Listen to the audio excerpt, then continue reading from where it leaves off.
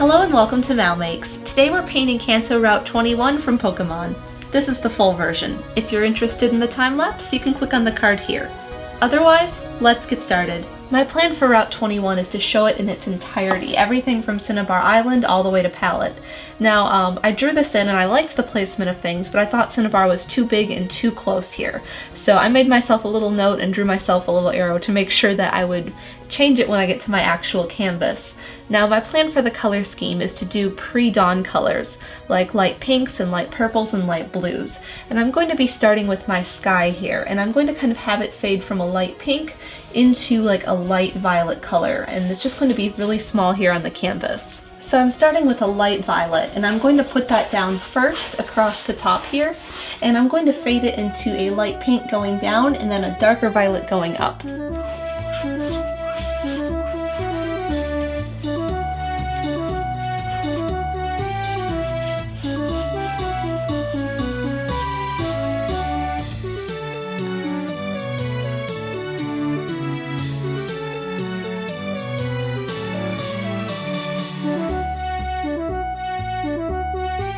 After I finish the gradient, I'm just taking a little bit of this violet color, the very, very dark one, and just bringing in a little bit of clouds down here on the horizon.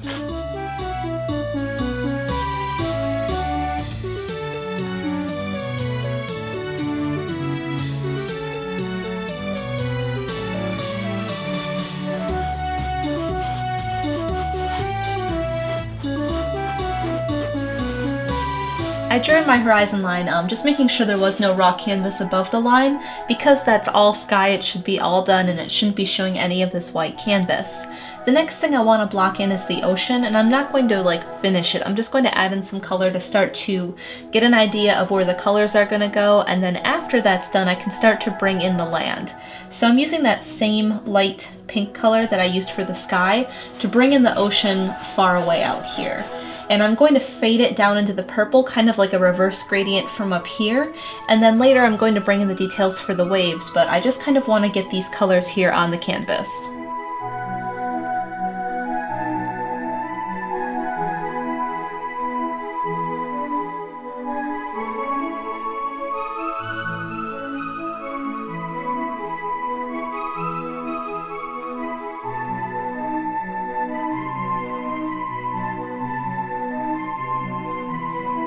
I'm really liking the colors, but I kind of need to make the waves smaller. Like this one's really long and comes all the way across the canvas, and it looks really beautiful, but I really need to make everything a lot smaller because I'm going to have the entire peninsula come out here into the water.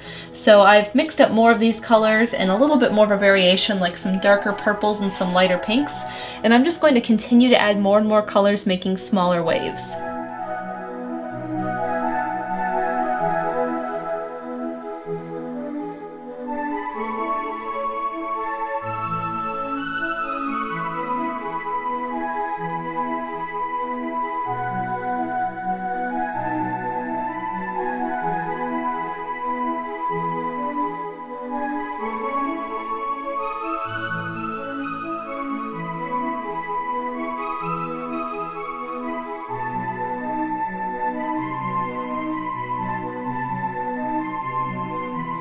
The trick to doing the waves is to kind of stick with your medium tone colors and then work into your highlights and shadows. So I started with my pinker pink instead of this light one, and then my lightest purple, and I kind of did a bunch of streaks of the light purple and then streaks of that pink down here in that purple. And then once I was kind of happy with the amount of each color in each space, then I moved to my darker purple to bring in some of the darker spaces down here, and I moved into a lighter pink to bring in some of the highlights out here. Next, I want to work on starting to fill in the ground, so I'm going to use my chalk pastel and start to sketch in where Cinnabar Island and Palette Town are going.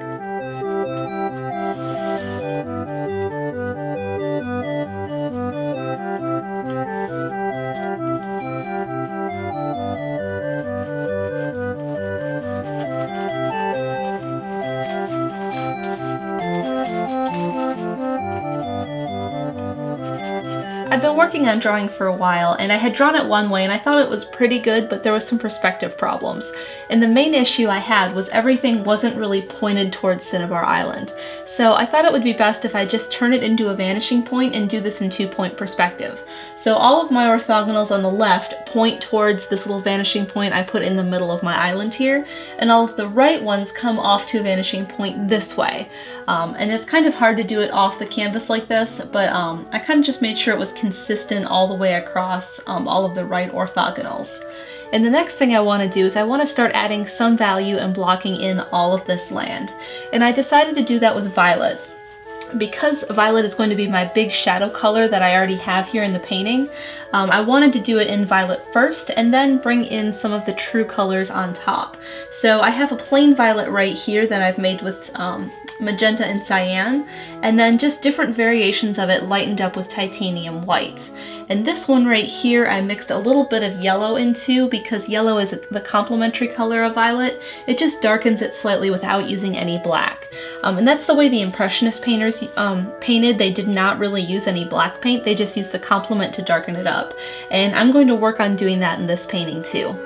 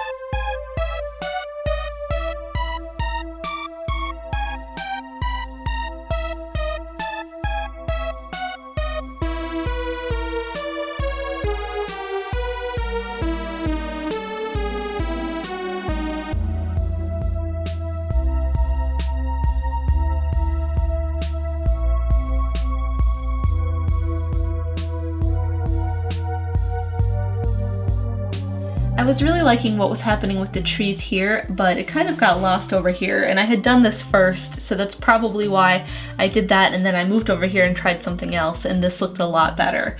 So I will be fixing up some of this and then some of this in here, but I wanted to work on the tree trunks first.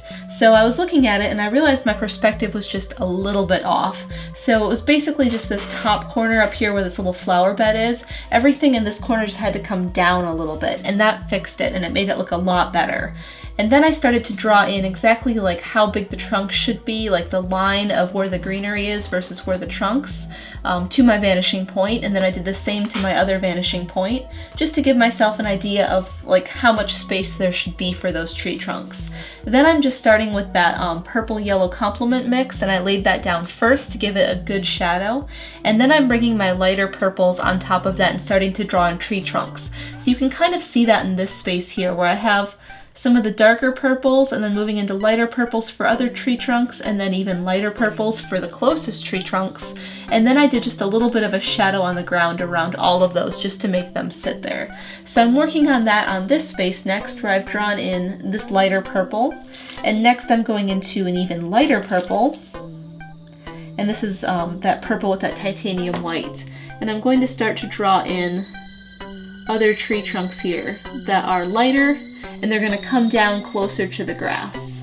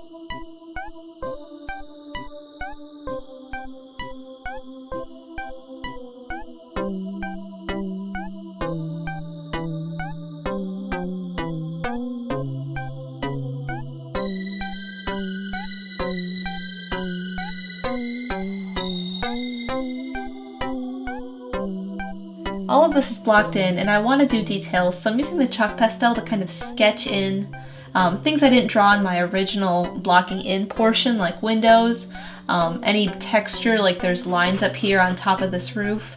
And then I'm using the different violets to do the value of it. I'm also kind of thinking a little bit about shadows. So like I did the little tiny fence here with the sign and I did a shadow on the ground for it. I'm gonna kind of treat my light source like it's a little bit more in front of this part of the land. So like this back part of this wall is going to be a lot darker and there'll be just a little bit of a shadow here on the ground.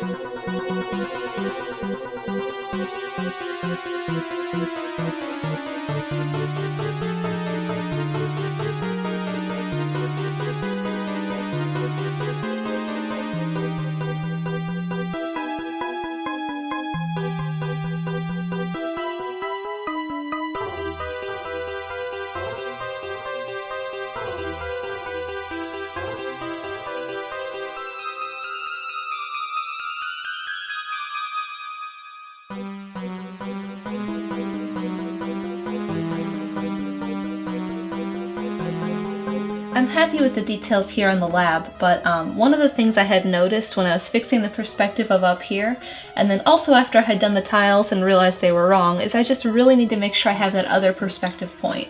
When I was blocking things in, I was kind of guessing that it was somewhere out here, but I was messing it up on some of the lines, so I just really need to have that other dot to draw from.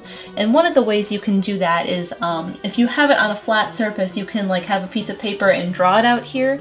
But when I have a canvas here on an easel where it's upright, it's a little bit harder. So one of the things I did to make sure I had everything fixed is I slid the entire canvas over. So I had just a little bit of this middle bar here to support something. And then I had a piece of cardboard that I brought in and just kind of lined it up with the edge of the canvas. Now I need to make sure it does sit at the front edge of it here so my lines line up, but this is kind of just how I fixed it. Is I started by drawing in all of these lines onto the cardboard so I could see kind of where the point should be, and then whenever I had a spot that I thought a lot of them kind of converged upon, I made that the vanishing point so that I could line that dot up with all of my lines here. So like the roof lines, I line up with that, and then the back roof lines. So I'm using that to draw in this faraway fence, and I'm also going to do it to redraw these roof tiles and then any details on the houses here.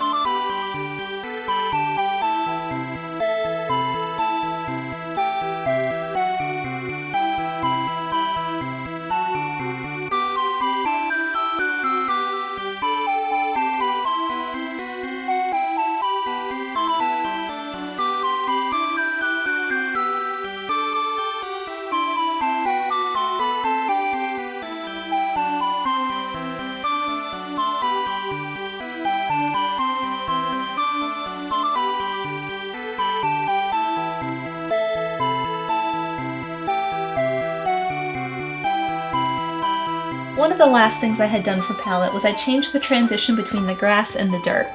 I had these perfect straight lines that went to my vanishing point, and they were too perfect for nature. Like the buildings should be nice and perfect and straight, but the things that are grown by nature like this or like these trees a little bit should not be perfectly straight.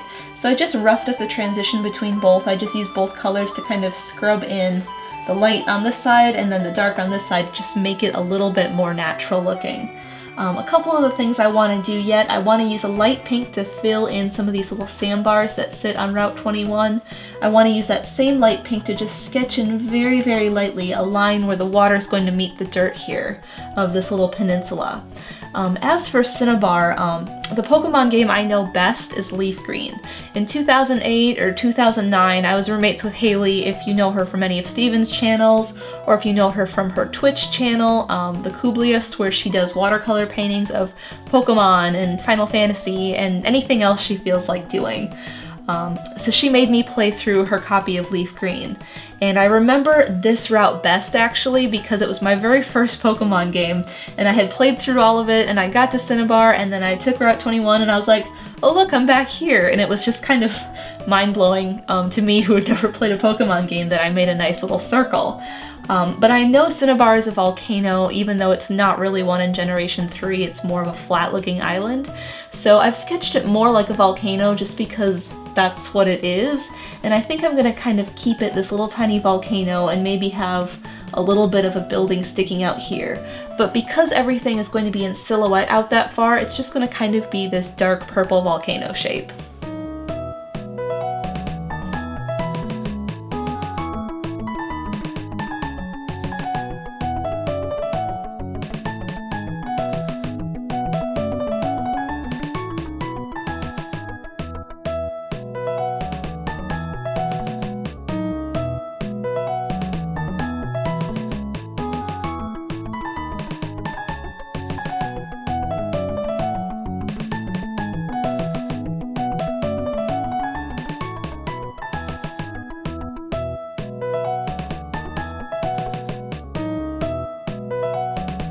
I used the purple to fill in Cinnabar, and I did a little bit of a light purple just to give it a little bit of detail kind of coming down the back.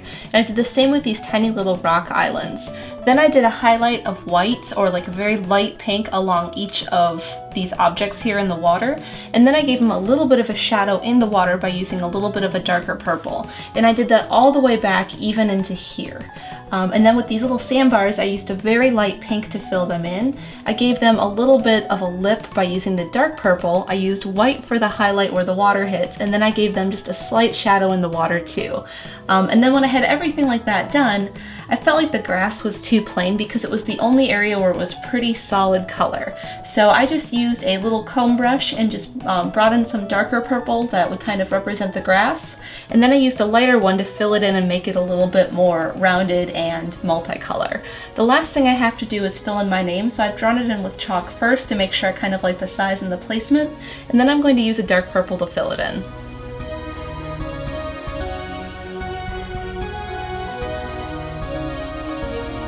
And we're done! We have Kanto Route 21 from Pokemon. If you're interested in this piece, you could buy a poster or a phone case or bid on this original canvas. There's links down below. Also, consider supporting me on Patreon. You can find out more at supportmal.com. Thank you so much for watching. Don't forget to subscribe so you don't miss future episodes of MalMakes, and I'll see you again here for another video game painting.